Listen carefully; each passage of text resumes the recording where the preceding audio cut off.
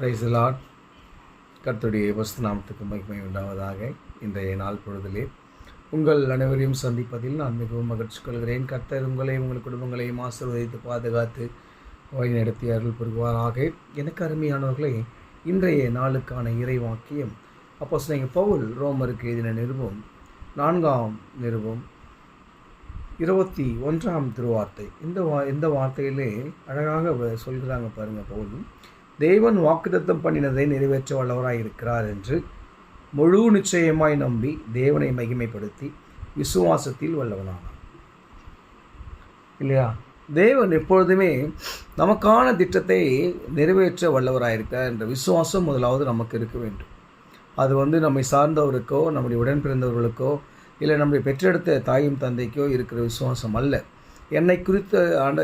ஆண்டவர் என்னை குறித்து வைத்திருக்கிறதான அந்த சித்தத்தை அவர் நிறைவேற்றுவார், அதற்காக நான் பொறுமையோடு காத்திருக்க வேண்டும் என்கிற விசுவாசத்தை நாம் உறுதியாய் பற்றி கொண்டு இருக்க வேண்டும். அதுதான் இங்கே பவுல் அழகாக சொல்கிறாரு. நமக்கான திட்டத்தை ஆண்டவர் நிறைவேற்ற வல்லவராயிருக்கிறார்.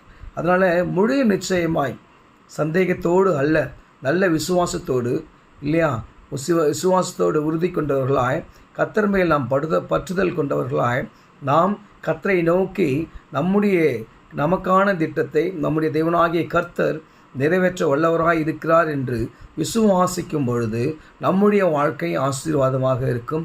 கர்த்தர் ஏற்ற காலத்திலே நமக்கான சித்தத்தை நிறைவேற்றி எல்லாவித ஆசீர்வாதங்களையும் கொடுத்து அருள் புரிவார். இதில் எந்த ஒரு மாற்று கருத்தும் கிடையாது.